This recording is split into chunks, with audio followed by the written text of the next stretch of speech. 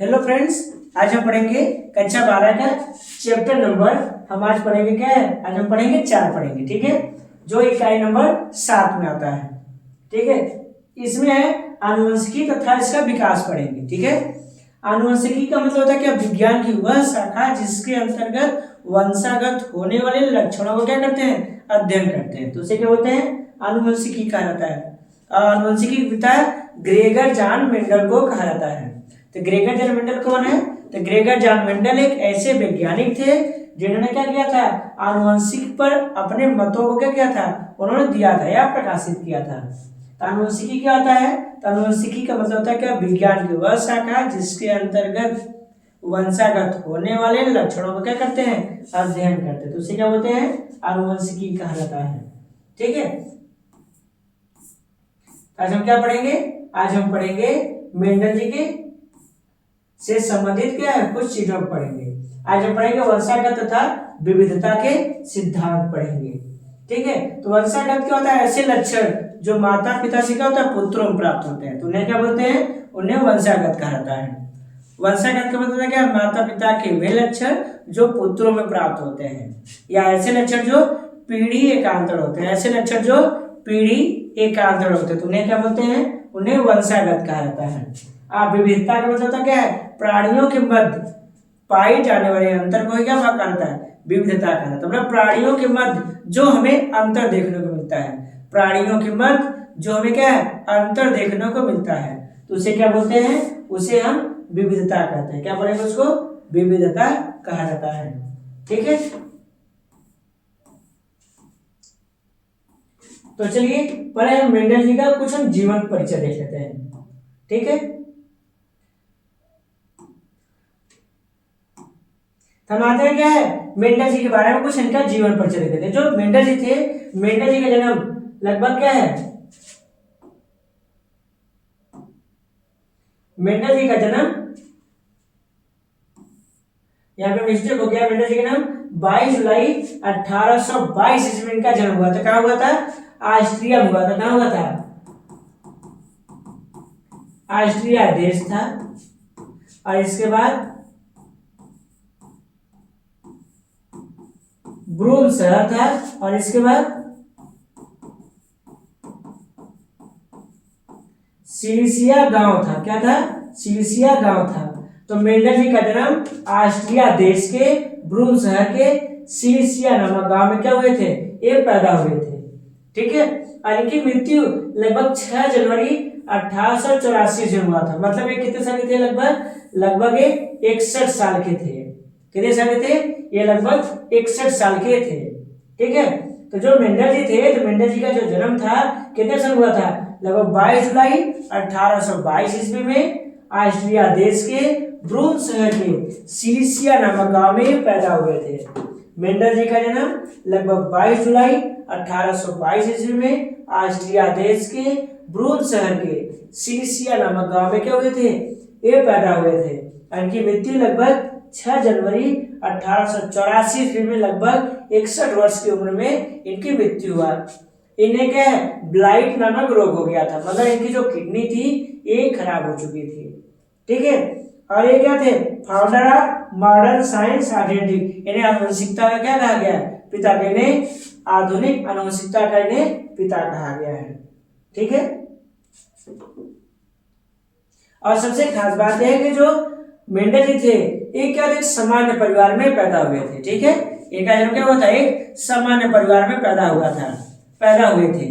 ठीक है, और जब परिवार की स्थिति इनकी बराबर नहीं थी तो इन्होंने वही ब्रूम शहर के एक चर्च में पादरी के रूप में इन्होंने नौकरी करना शुरू कर दिया। तो इन्होंने पादरी की नियुक्ति कितने साल में प्राप्त की? इन्होंने पादरी की नियुक्ति लगभग, ये पादरी जो बने थे, पादरी कितने साल में बने थे? ये बने थे 1847 में। इन्होंने पादरी की नौकरी इन्होंने ग्रहण कर लिया। ठीक है, और इन्हें क्या था? इन्हें जो मिला था 7 विपर्षद। इन्हें जो 7 विपर्षद लक्षण प्राप्त हुआ, कितने साल प्राप्त हुआ था? 1857 में इन्हें क्या हुआ? 7 विपर्षद लक्षण को प्राप्त हुआ। विपर्षद लक्षण कितने प्राप्त हुआ इनको? 1857 ईस्वी में इन्हें 7 विपर्षद लक्षण प्राप्त हुआ था। ठीक है,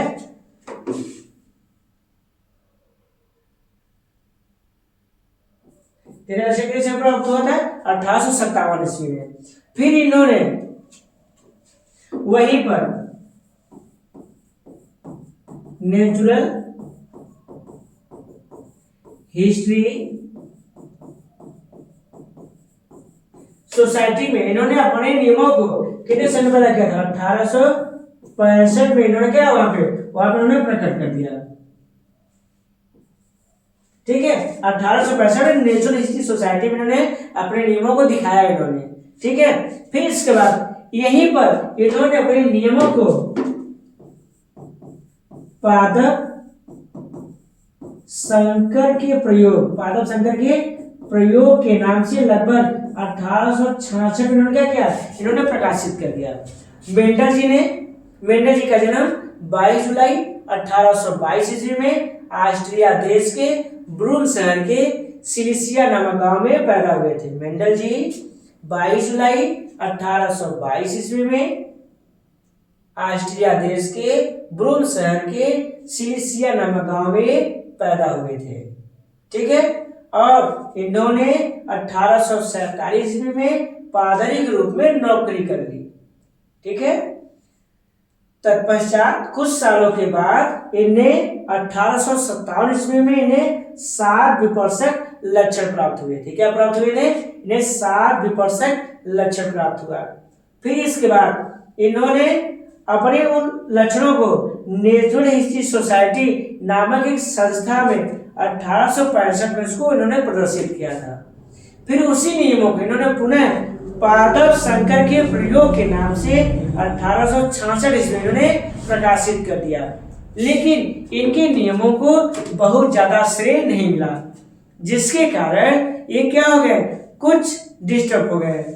और समय बीतने के उपरांत लगभग 6 जनवरी 1884 ईस्वी में इनकी मृत्यु हो गया। क्या हो गया? 6 जनवरी 1884 में क्या हो गया? ये इनकी मृत्यु हो गया। ठीक है, फिर इसका जो मेंडल जी थे, सबसे खास बात है कि क्या थे? ये ऑस्ट्रियाई भिक्षु थे। मतलब क्या थे? एक चर्च में क्या थे? ये पादरी थे। ठीक है, इन्हें क्या कहता है? इन्हें आनुवंशिकता का पिता कहा जाता है। ठीक है, और सबसे खास बात है कि लगभग 19वीं शताब्दी में इन्हें क्या मिला? इन्हें पिता की उपाधि प्राप्त हुआ। कितने सन में? 19वीं शताब्दी में इन्हें पिता की क्या होगी? इन्हें उपाधि प्राप्त हुआ था। और इन्हें जो 7 विपर्शक लक्षण प्राप्त हुआ था, तो मेंडल जी की खोज क्या थी? तो मेंडल जी की जो खोज था ना, वो किस पे था? F1 और F2 पीढ़ी पर था। और साथ साथ इन्होंने मटर के पौधे पे क्या किया था? अपना इन्होंने प्रयोग किया था। ठीक है, इन्होंने किस पे अपना किया था? पाइसम सटाइवम पे। ठीक है, इसका जो वैज्ञानिक नाम होता है क्या होता है? इसे वैज्ञानिक नाम पाइसम सटाइवम कहा जाता है। तो इनकी खोज किस पे थी? मटर के पौधे पर थी। और सबसे खास बात है कि इन्होंने मटर के पौधे का क्यों चुनाव किया था? तो इन्होंने मटर के पौधे का चुनाव इसलिए किया था क्योंकि मटर का पौधा एक वर्षीय होता है। क्या होगा? मटर का पौधा एक वर्षीय होता है और ये साकी होते हैं। साकी का मतलब क्या होता है? एक घास के अंतर्गत आता है। किसके अंतर्गत आएगा? एक घास के अंतर्गत आते हैं। और ये एक वर्ष में लगभग कई बार उगाया जा सकता है। मटर का पौधा एक वर्ष में कई बार उगाई जा सकती है। पहली कंडीशन। सेकेंड कंडीशन होता है कि मटर का पौधा द्विलिंगी होता है। मटर का पौधा क्या होगा? ये द्विलिंगी होते हैं। इनमें स्वपरागण आसानी से कराया जा सकता है। मटर के पौधे में क्या होता है? स्वपरागण हम आसानी से करा सकते हैं। क्या करा लेंगे? इनमें हम स्वपरागण आसानी से करा लेते हैं। पहली कंडीशन। सेकेंड कंडीशन ये होता है कि जो मटर के पौधे होते हैं ये क्या होते हैं? ये द्विलिंगी होते हैं। क्या होंगे? ये द्विलिंगी होते हैं।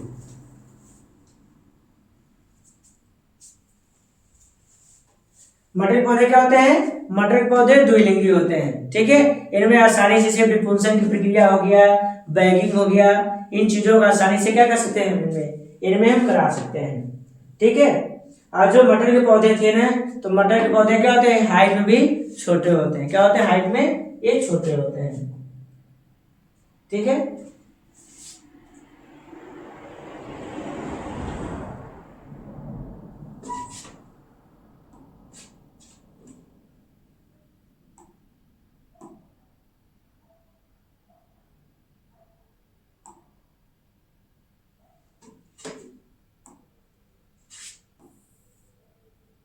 ठीक है। और सबसे खास बात है जो मटर के पौधे होते हैं, तो मटर पौधे क्या होते हैं, ये द्विलिंगी होते हैं और इन्हें एक वर्ष में क्या होता है, इन्हें कई बार उगाया जा सकता है, इन्हें एक वर्ष में इन्हें कई बार उगाया जा सकता है। ठीक है। और आनुवंशिकी के जनक किसको कहा जाता है, ग्रेगर जॉन मेंडल को कहा जाता है। ठीक है। और जो मेंडल जी के नियम थे, मेंडल जी कितने नियम थे, इनके 3 नियम थे। पहला क्या था, पृथक्करण का नियम था। दूसरा क्या था, स्वतंत्र व्यूहन का नियम था। और इसके बाद क्या था, पराधार का प्रभाविता का नियम, स्वतंत्र व्यूहन का नियम और पृथक्करण का नियम। पहला क्या था इनका, प्रभाविता का नियम, स्वतंत्र व्यूहन का नियम और पृथक्करण का नियम। ठीक है, इनके 3 नियम थे। ठीक है।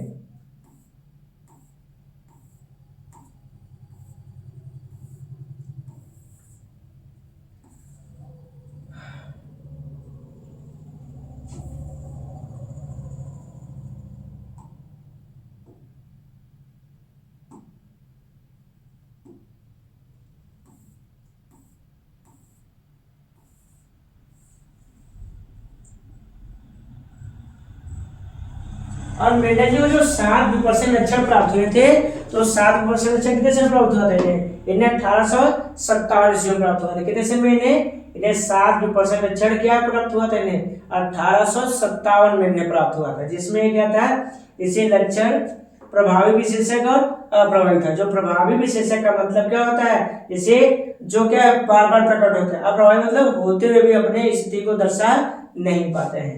जैसे बीज का आकार क्या था, प्रभावी लक्षण में ये गोल था। ठीक है, ये गोल था। और अप्रभावी क्या था, ये झुर्रीदार था।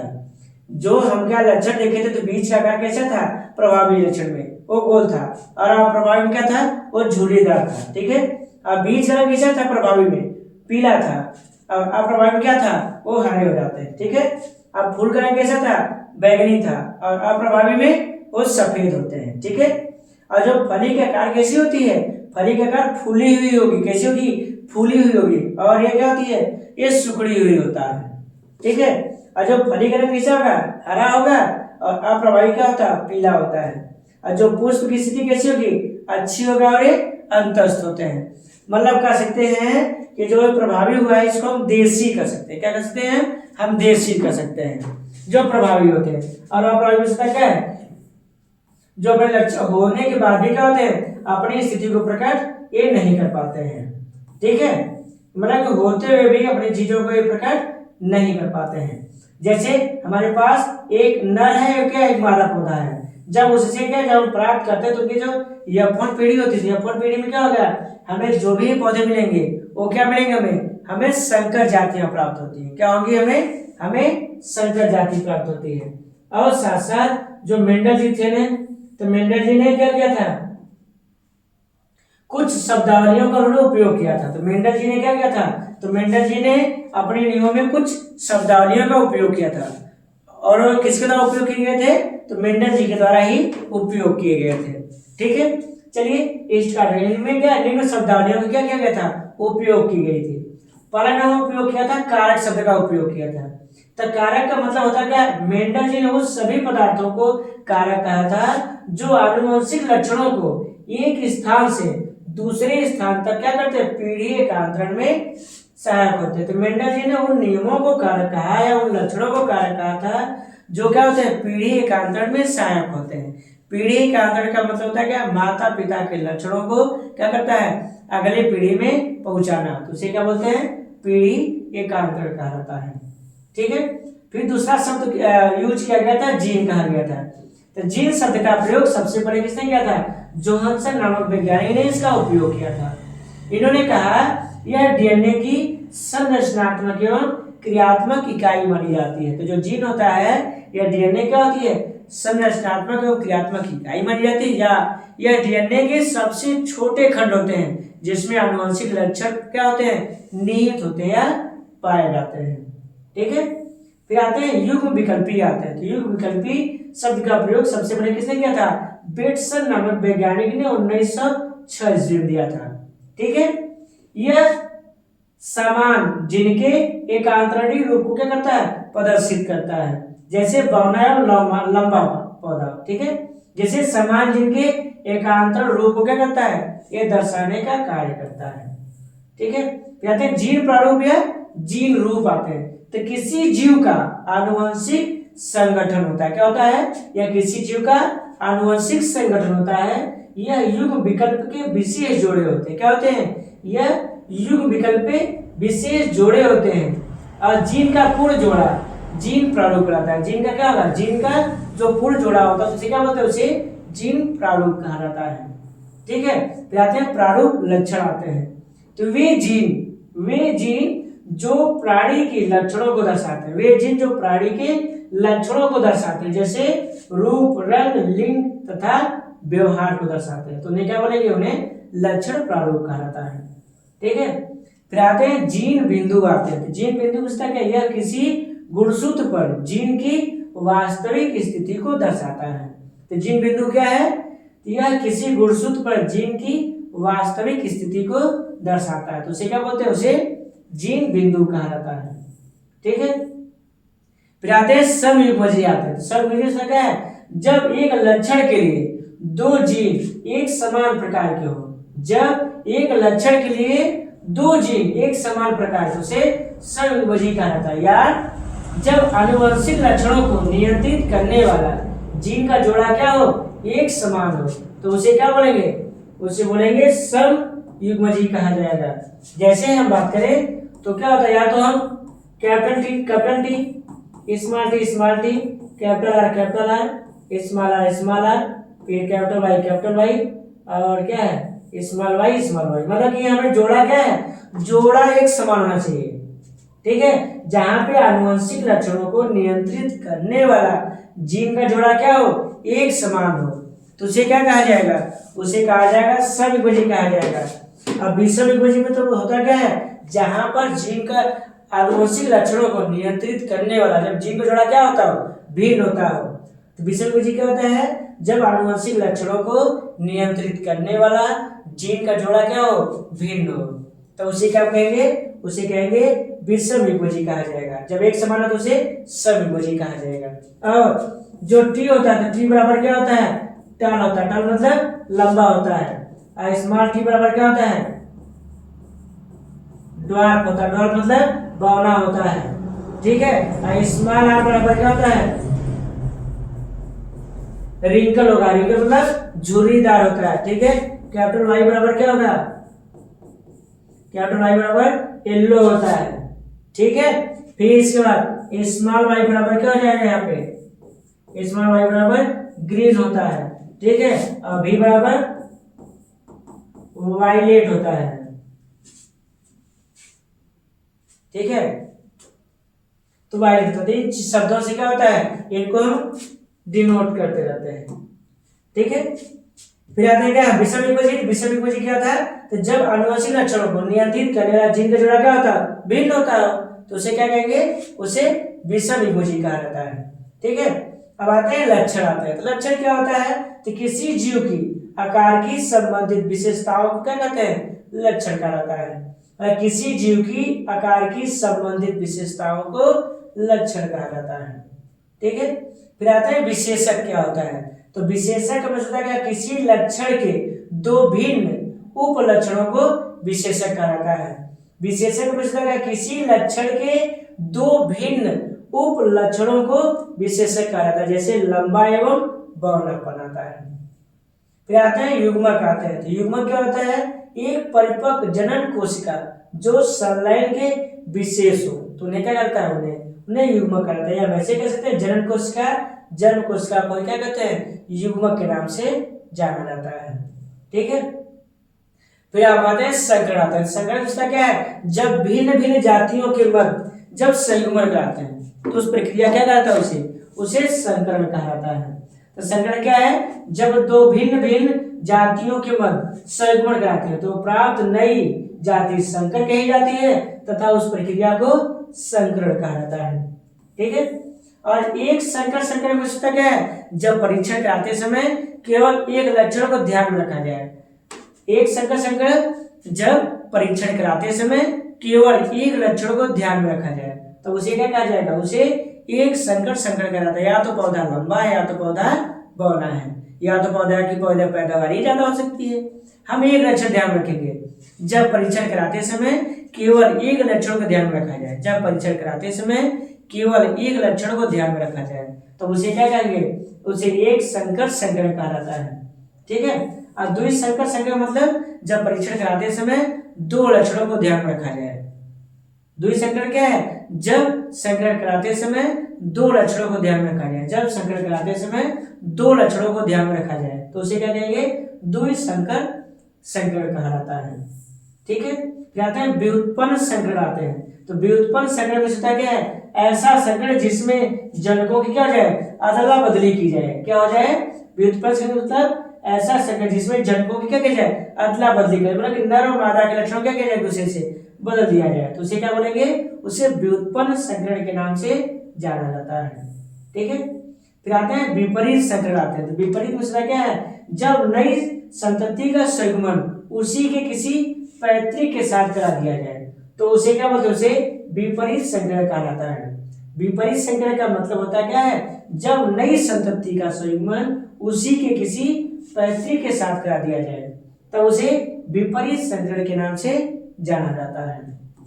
अब आते हैं परीक्षार्थ आते हैं। तो परीक्षार्थ संकरण का मतलब होता क्या है, जब एक प्रभावी लक्षण वाले पादप का संकरण, ठीक है, किसी संकर जाति के साथ करा दिया, जैसे एक विशिष्ट विपरीत संकरण भी कहते हैं। मतलब इसे क्या बोलेंगे, इसे विशिष्ट विपरीत संकरण भी कहा था। मतलब होता क्या है, हमें मालूम है कि एक पौधा अप्रभावी है, हमें मालूम था एक पौधा क्या था, अप्रभावी था, लेकिन फिर भी हमने क्या किया, उसका संकरण किसी संकर जाति के साथ हमने करा दिया तो उसे क्या कहेंगे, उसे परीक्षार्थ संकरण के नाम से जाना जाता है।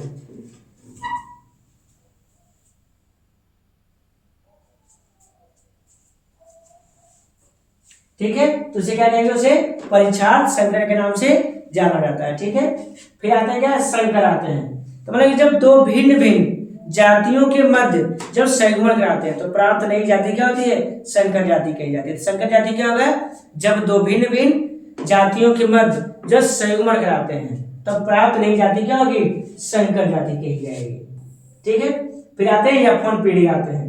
तो यौवन पीढ़ी का संकर जाति को क्या रहता है, यौवन पीढ़ी का होता है। या हम ऐसे लिख सकते हैं कि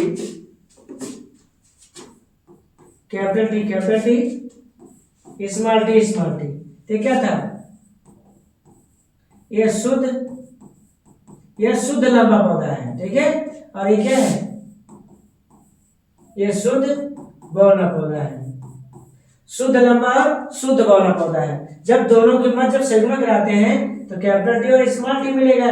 क्यों, क्योंकि जब क्या करते हैं, जब इनमें जब अलगाव करते हैं तो इसमें क्या होता है, इसमें अलग अलग युग्मकों का निर्माण होता है। क्या होगा, इसमें अलग अलग, इसे क्या बोलते हैं, इसे बोलते हैं युग्मक जनन कहा था। क्या बोलते हैं इसको बोलते हैं युग्मक जनन बोलते हैं। ठीक है। तो युग्मक जनन क्या होता है, जब जहां पे क्या होता है, युग्मकों का निर्माण होता है तो युग्मक निर्माण की प्रक्रिया को युग्मक जनन कहा जाता है। और ये क्या होते हैं, इन्हें कहा जाता है जीन युग्म के अवयव कहा जाता है। क्या बोलते हैं इन्हें, जीन युग्म का अवयव बोलते हैं। अवयव इन्हें क्या बोलेंगे, जीन युग्म का अवयव कहा जाता है। जो जीन युग्म के जो अवयव होते हैं वो क्या करते हैं, युग्मक का निर्माण करेंगे। तो यहाँ पे क्या होता है, जब दो भिन्न भिन्न था, यहाँ पे शुद्ध लंबा था और यहाँ पे शुद्ध बौना पौधा था, जब दोनों से एक नई जाति प्राप्त होती है क्या कहेंगे, तो उसे बोलते हैं, इसे बोलते हैं संकर जाति कहते हैं। और संकर जाति को क्या बोलते हैं, इसको बोलते हैं यौवन, इसे बोलते हैं यौवन पीढ़ी कहा जाता है।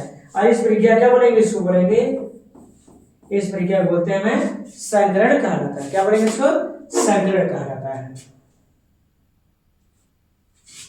ठीक है। फिर आते हैं यौवन पीढ़ी आते हैं। तो यौवन पीढ़ी में जब स्वपरागण कराते हैं, क्या करते हैं, जब यौवन पीढ़ी में क्या स्वपरागण कराते हैं तो स्व उत्पन्न नई जाति क्या बोलते हैं, यौवन पीढ़ी कहा जाता है। ठीक है।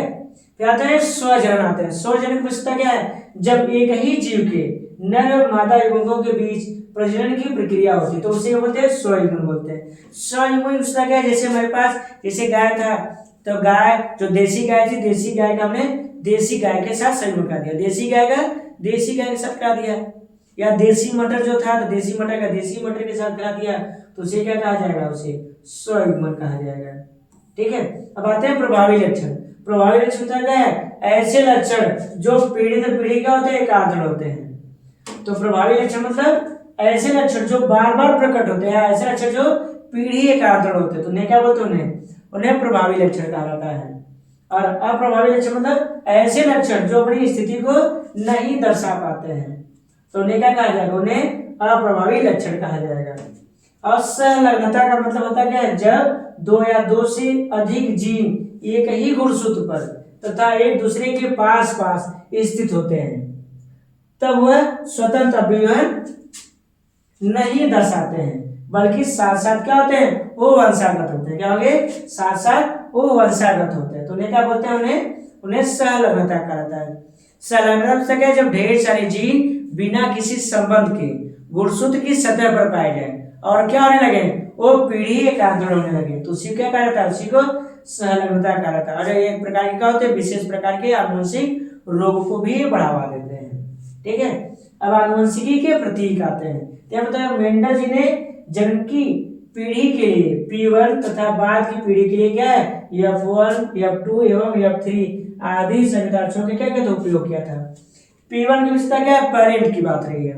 F1 मतलब पहली पीढ़ी, F2 मतलब दूसरी पीढ़ी और F3 मतलब तीसरी पीढ़ी का क्या क्या था? उन्होंने उपयोग किया था। ठीक है, तो आज हमने क्या पढ़ा?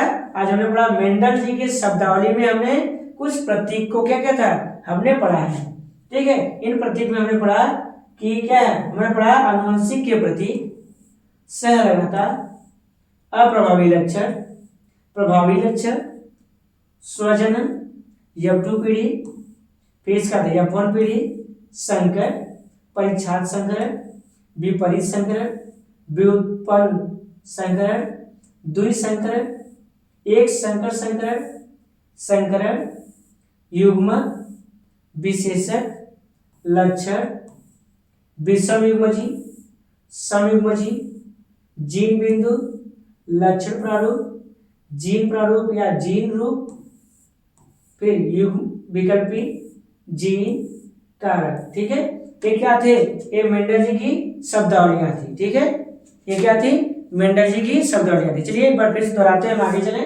तो मेंडल जी शब्दावलियां निम्न प्रयोग की गई थी। पहला था कारक, जीन, युग्म विकल्पी, जीन प्रारूप या जीन रूप, लक्षण प्रारूप, जीन बिंदु, समयुग्मजी, विषमयुग्मजी, लक्षण, विशेषक, युग्मक, संकरण, एक संकर संकरण, द्विसंकर संकरण, व्युत्पन्न संकरण, विपरीत संकरण, परिच्छाद संकरण, संकर, F1 पीढ़ी, फिर F2 पीढ़ी, स्वजनन, प्रभावी लक्षण, अप्रभावी लक्षण, सहलग्नता और हमने पढ़ा आनुवंशिक के प्रतीक पढ़ा। ठीक है, हमने इन तीन चीजों के बारे में क्या है? हमने आज की वीडियो में पढ़ा है।